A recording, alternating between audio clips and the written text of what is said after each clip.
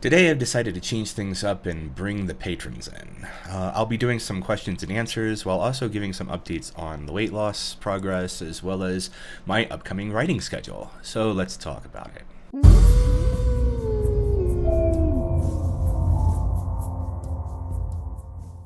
Good morning, everyone. It is daylight savings time, and while I appreciate the additional daylight, I don't appreciate losing an hour of sleep and having my weekend cut an hour short. So with that out of the way, it's your favorite author coming at you from the highest city in North America where the air is thin and the snow lingers for 5 months straight.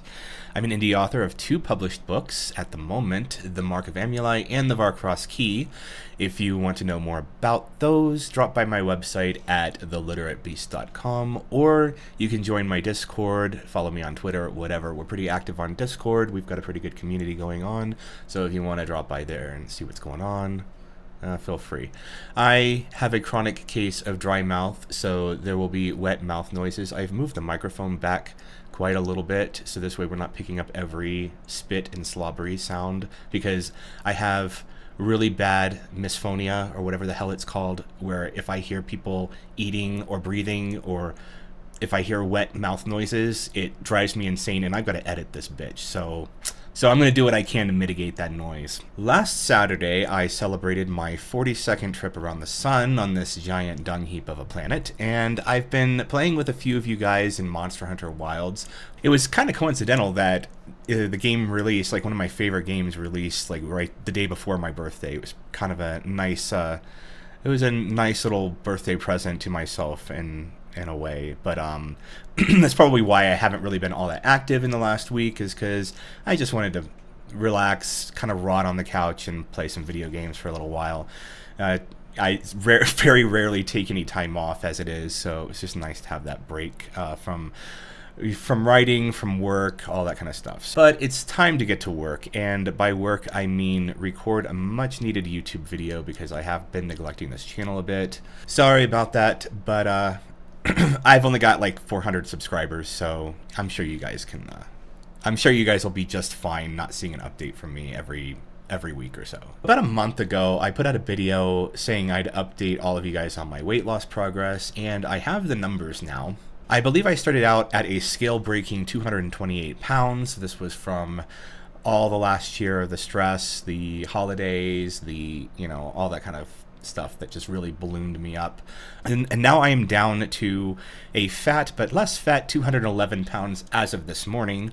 It's getting to the point where I can kind of see the results in the mirror, but not really on the camera yet. I mean, I'm sure that some of you can probably see it in my face a little bit. Everybody says that you lose weight in your face first, which, I guess if the camera didn't make my face look like a fucking balloon, then I could see where that would be possible. But right now, still got a ways to go.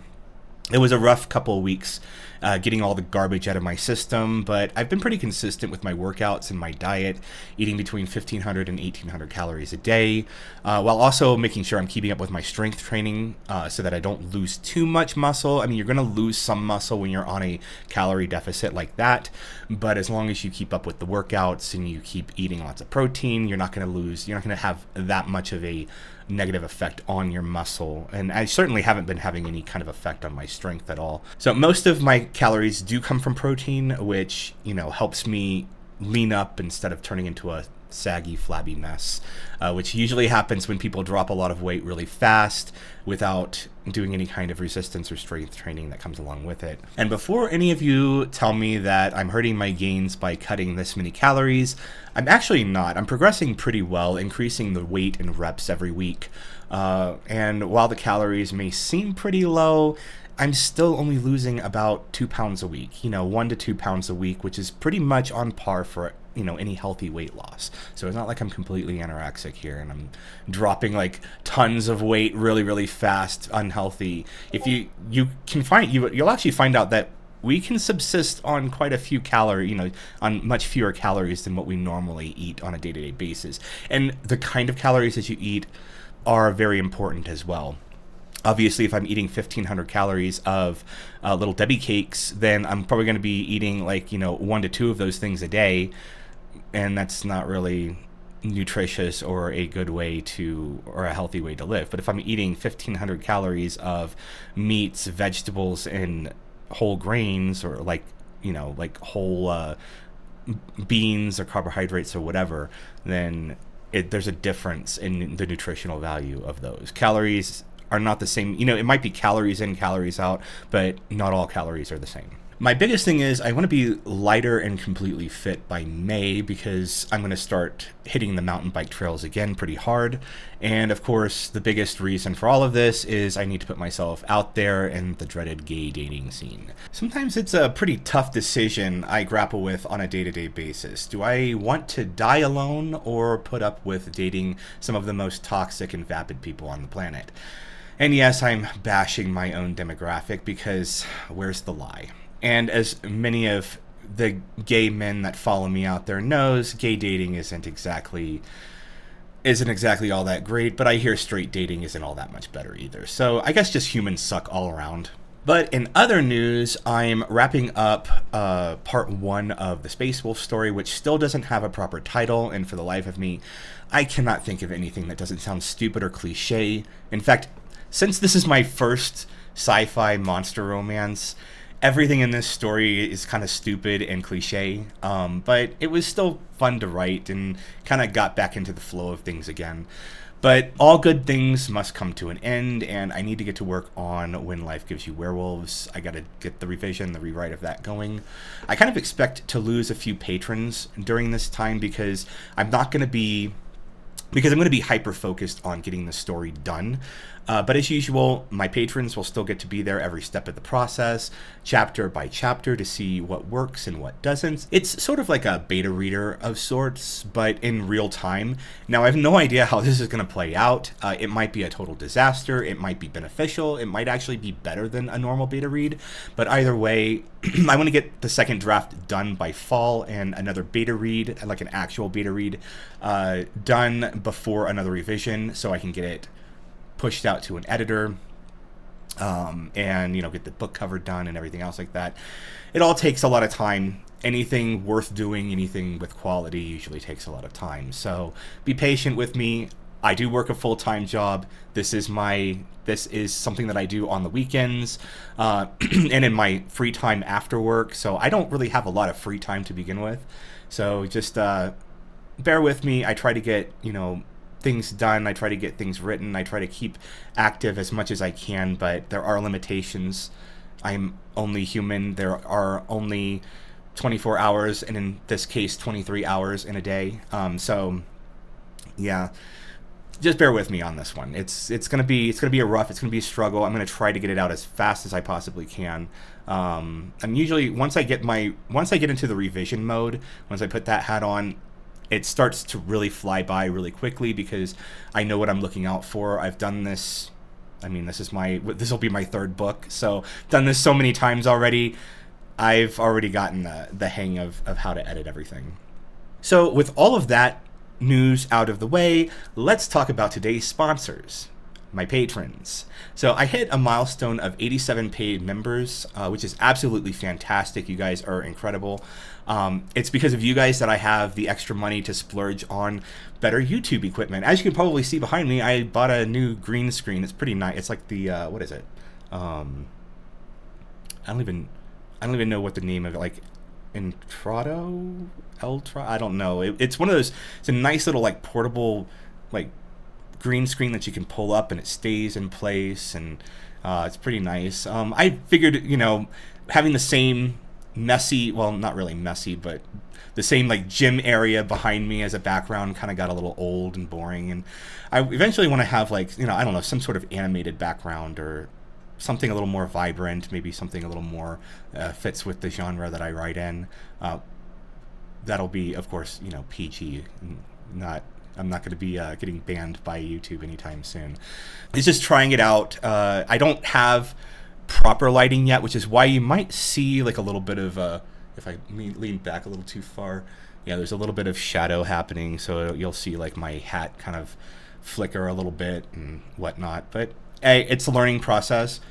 I did try to I did try to get a video capture card, but apparently my computer is so outdated and my video card is so old that everything just lags to hell. So I'll be using that once I drop a few grand on a new computer system, which I have been putting off, and I'll probably keep putting off until, I don't know, the end of fall maybe.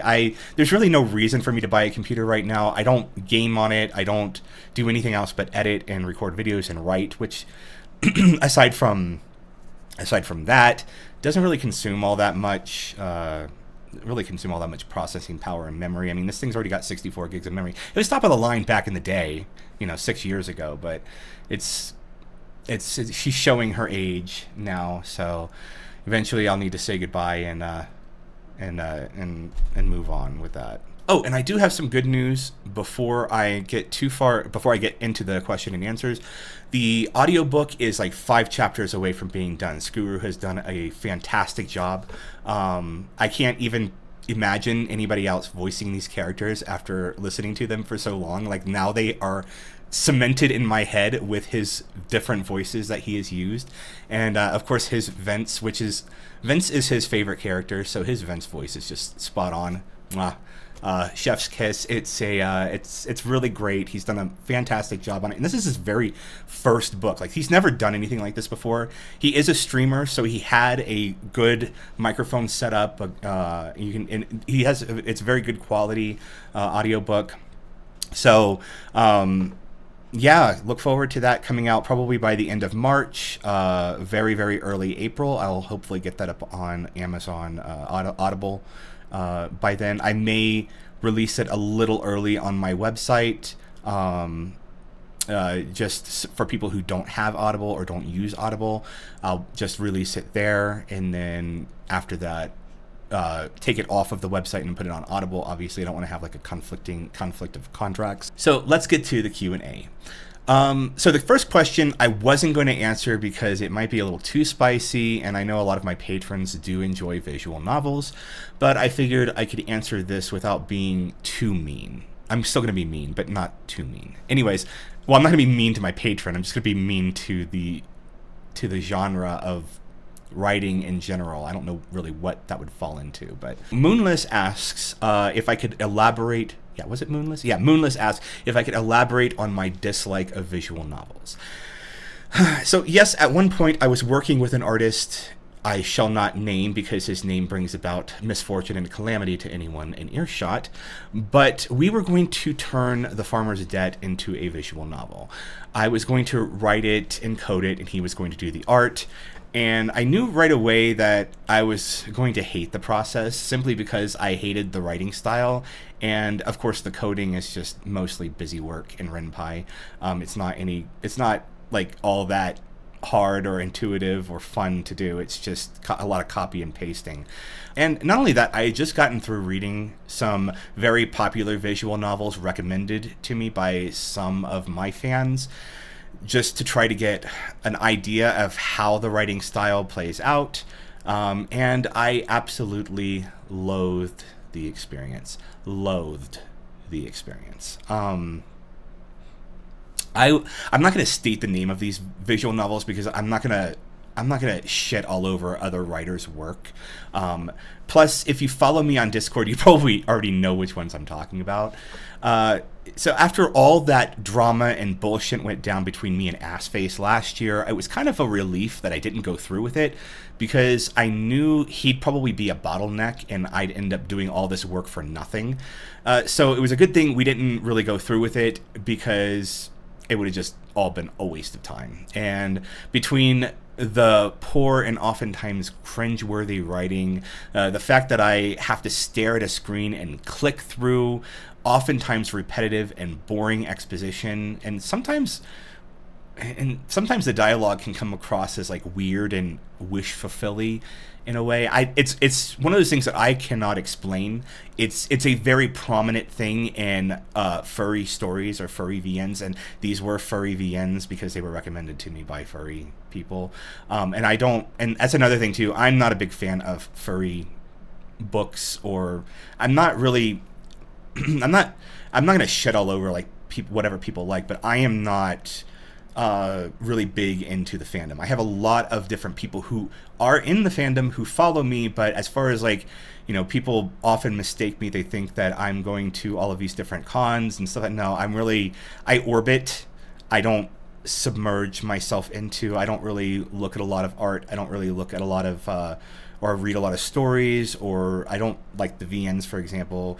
I don't really immerse myself in the community all that well because I don't really fit into it. I don't really know where I fit in. I'm just sort of like here in a place between normie and furry.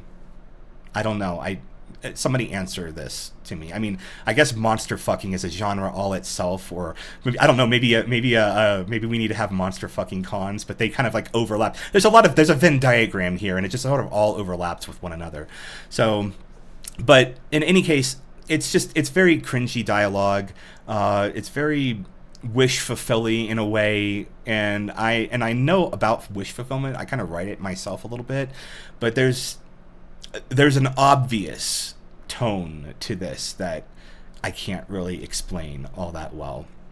And not only that, but what went down between me and the artist last year, it just put such a sour taste in my mouth for the whole thing altogether, for reading them, for writing them. I don't particularly care for them. And VNs, in my opinion, and this is gonna rub people the wrong way. It's just lazy writing. It's lazy writing for lazy writers. Now, don't get me wrong. The multipath VNs do take quite a bit of planning and work, but the prose isn't exactly going to win any awards. I'll tell you that much right now. I like my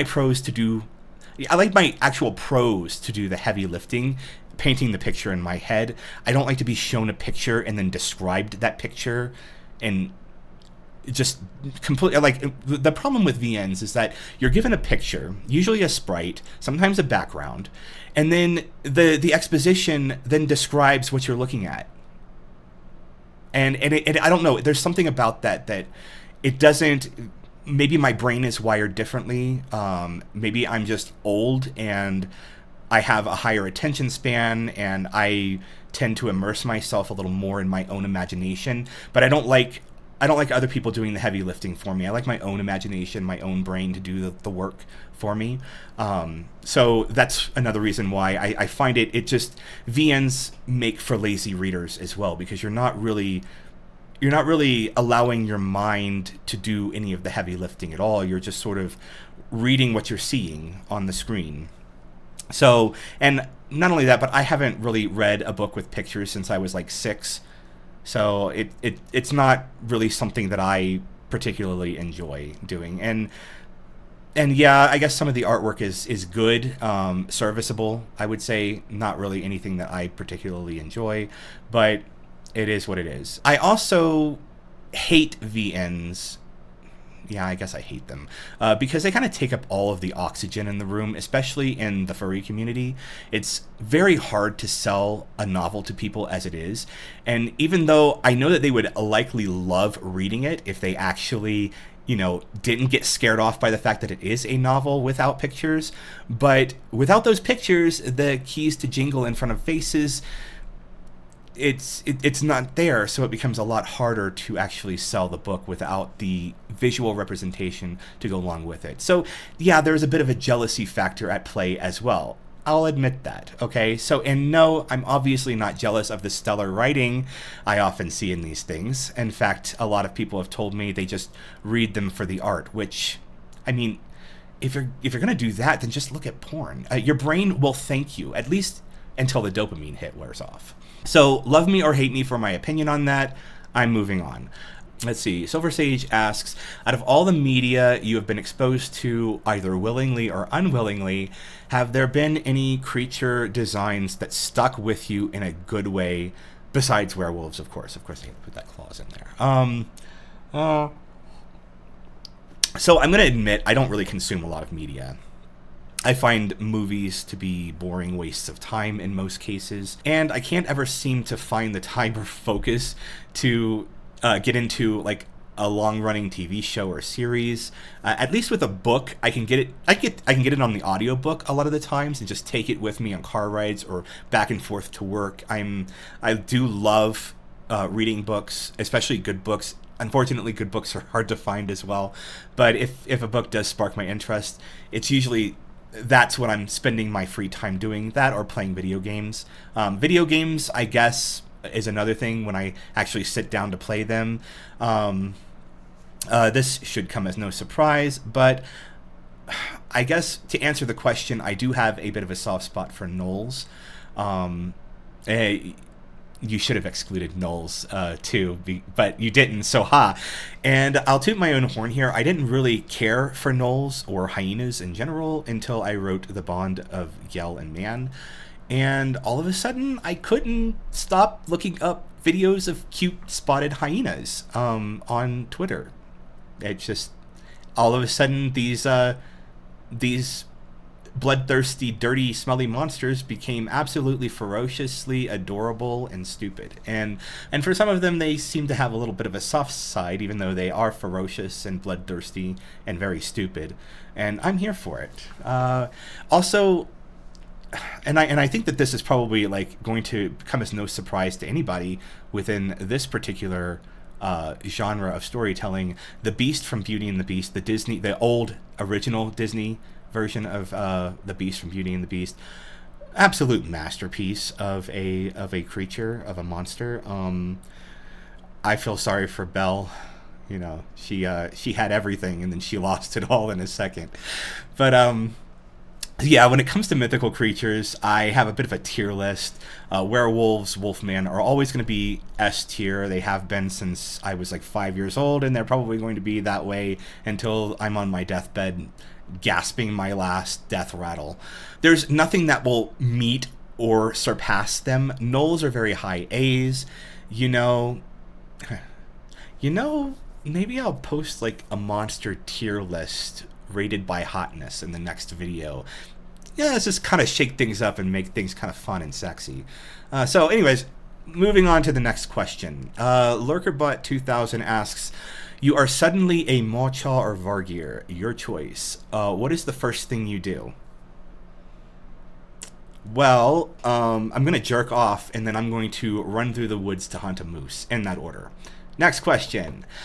Silver Sage asks, fuck, marry, kill. I hate these. I would never kill any of these characters. Anyways, fuck, marry, kill. Amuli, Axel, Maxinock. Maxinock is Max is the one of the main characters from this new story that I'm writing. So anyways, I think you pretty much have the order nailed down. I would of course fuck Amuli. I would marry Axel because he is absolute husband material, but I would never kill Max. I would also fuck him, but he would be a little further down the list of people I would fuck. I'm not going to kill him. I'm not killing my characters. Stop asking me to kill my characters. Spellcasting with Gar asks, in your stories, who would be your best friends? Well, since Axel is obvious husband material, it's a tough choice between Cole from Varcross or Arthur from When Life Gives You Werewolves, maybe Austin or Derek. Derek from either When Life Gives You Werewolves or from the Varcross Key. There are two Dereks in those stories. I tend to be more drawn to friends who I know would have my back while making very responsible choices in life. So those are probably the 4 or 5 people that I would choose as a circle of friends. As far as my best friend goes, it would have to be Derek from When Life Gives You Werewolves. He seems to be the most well-grounded, probably one of the most level-headed, and someone who would probably have your back, save you from just about anything. Yeah, I think Derek from When Life Gives You Werewolves would be probably my best friend. Followed very closely by Arthur. Arthur is another very responsible and solid choice for a friend, someone who would always have your back, even when you try to screw him over. Here's the next question from Kai Lewis.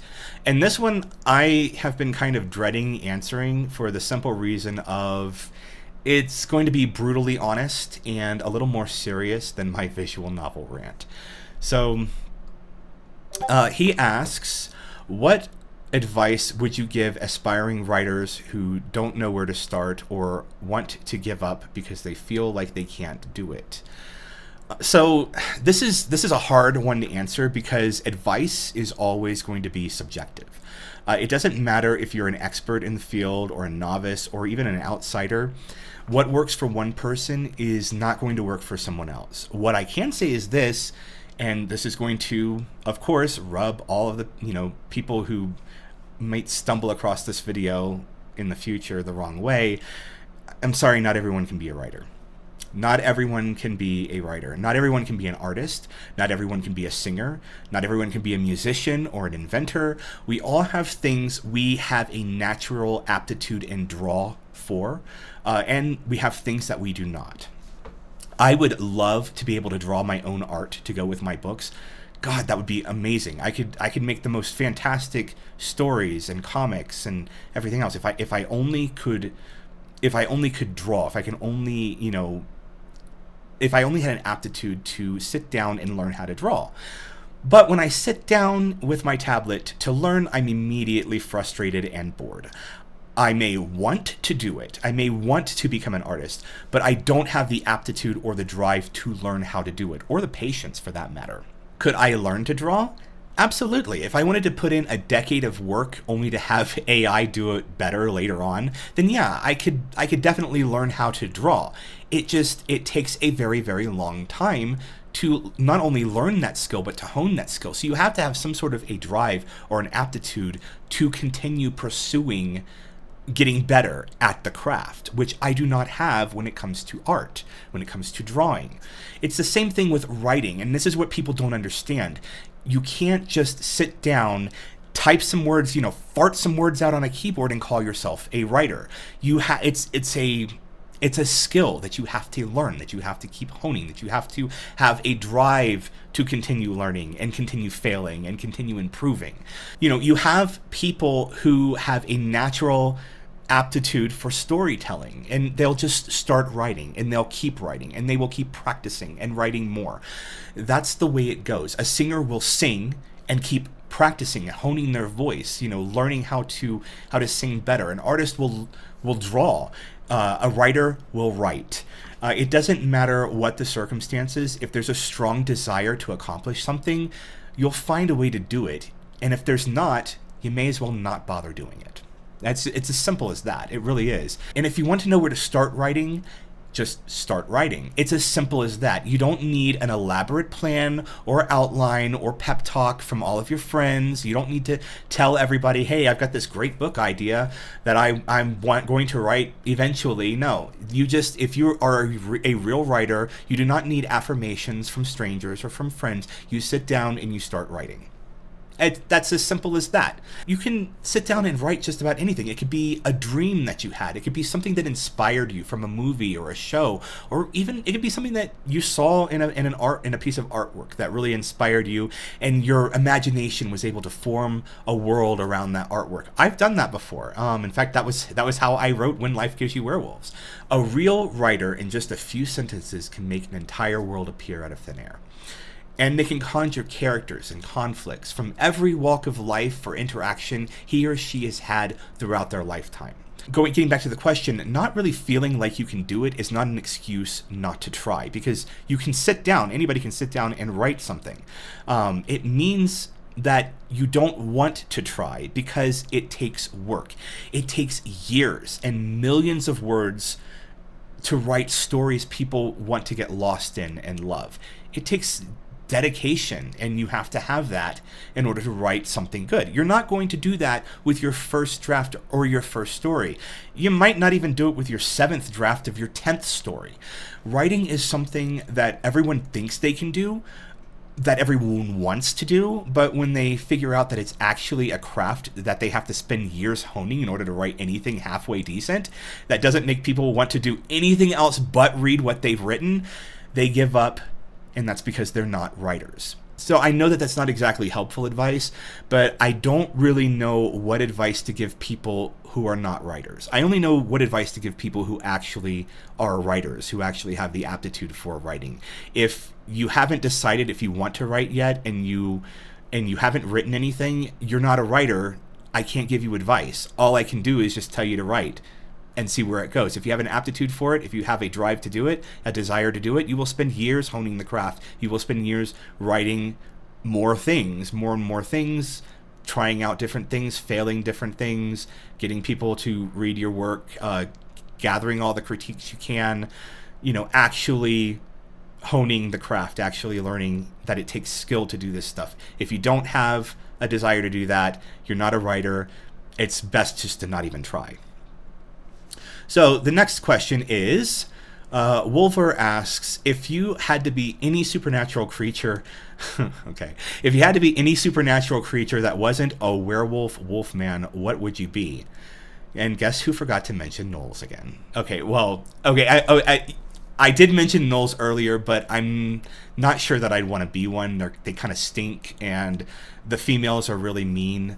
I definitely want to be some kind of predator / carnivore. We've all seen Beastars, and I know what team I'd want to be on, the ones that aren't pathetic prey animals.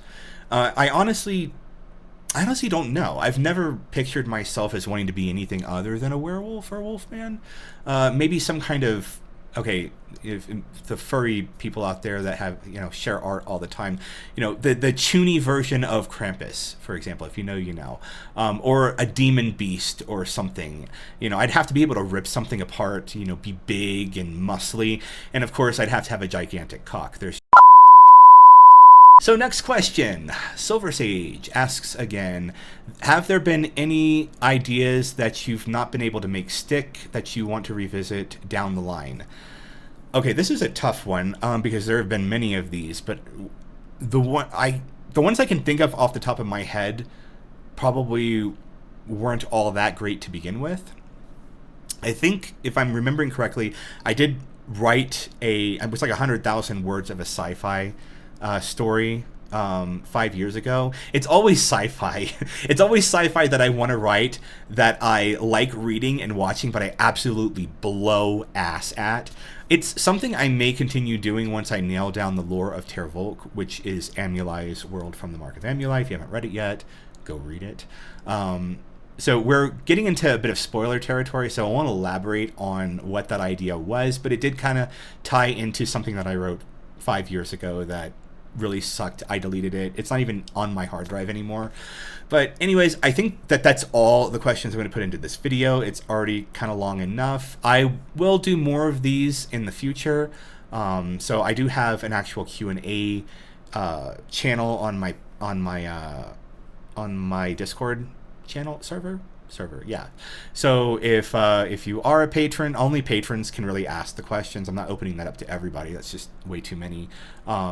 But only Patreons can ask questions. If they want to see it in a YouTube video, they can. That's it for today. I'll try to get another video up in a couple weeks, perhaps. We shall see. Anyways, happy reading, and I will see you next time.